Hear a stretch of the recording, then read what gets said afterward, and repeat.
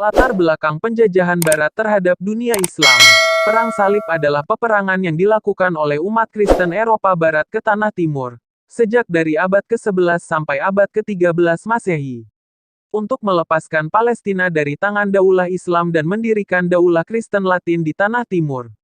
Dinamakan Perang Salib karena umat Kristen yang turut dalam peperangan itu memakai tanda salib sebagai simbol. Perang Salib menjadi awal mula penjajahan Barat terhadap dunia Islam. Sejak itu lahirlah imperialisme dengan bentuk penindasan, penghisapan, perbudakan yang merupakan lembaran hitam umat manusia yang hina, keji dan jahat. Tujuan misionaris Kristen penjajahan Barat terhadap dunia Islam jelas sekali terlihat dengan ucapan Livingstone, bahwa tujuan dan akhir dari penaklukan geografis adalah permulaan usaha misi Kristen. The end of the geographical fight is the beginning of the missionary enterprise. Tujuan penjajahan Barat terhadap dunia Islam selanjutnya adalah militari atau perluasan daerah militer. Penetrasi Barat ke pusat dunia Islam di Timur Tengah pertama-tama dilakukan oleh dua bangsa Eropa yang terkenal yaitu Inggris dan Perancis. Bentuk-bentuk penjajahan Barat terhadap dunia Islam termasuk di Indonesia. Negara-negara Barat seperti Inggris, Perancis, Spanyol, Italia, Rusia dan lain-lain memang mempunyai teknologi militer dan industri perang yang lebih canggih dibandingkan dengan negara Islam, sehingga mereka tidak segan-segan untuk menyerang dan mengalahkan wilayah-wilayah yang berada di bawah kekuasaan Islam. Dari awal penjajahan Barat yaitu Perang Salib, umat Islam telah kehilangan berbagai daerah yang semula telah dikuasai Islam, yang kemudian jatuh ke tangan orang Kristen, yang sukar untuk dikembalikan kembali. Jadi pada Perang Salib ini telah terjadi penaklukan dan penyerangan yang dilakukan oleh negara Barat untuk merebut wilayah-wilayah kekuasaan Islam. Selain berupa penaklukan dan penyerangan, negara-negara Barat juga banyak melakukan penindasan, penghisapan dan perbudakan, yang sangat bertentangan dengan nilai-nilai kemanusiaan. Penindasan dilakukan kepada wilayah-wilayah yang telah dikuasainya untuk mendapatkan kekuasaan yang lebih besar. Penghisapan terutama pada hasil bumi dan kekayaan alam negara yang dijajahnya serta perbudakan banyak dialami oleh orang-orang Islam yang wilayahnya telah jatuh ke tangan negara-negara Barat.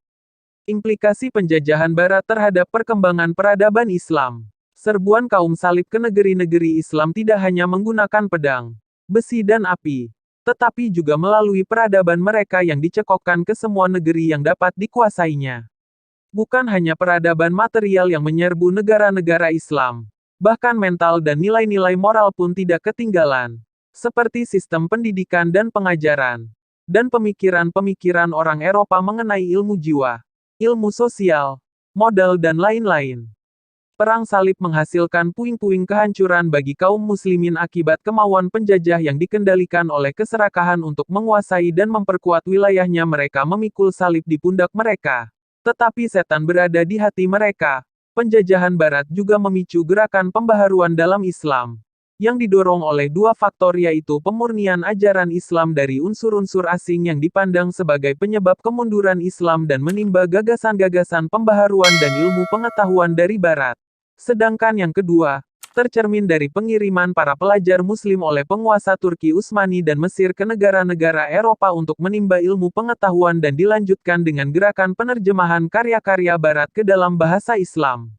Pelajar-pelajar Muslim asal India juga banyak menuntut ilmu ke Inggris. Perang Salib merupakan awal penetrasi Barat terhadap dunia Islam yang selanjutnya membawa kaum Muslimin berada dalam jajahan negara-negara Barat.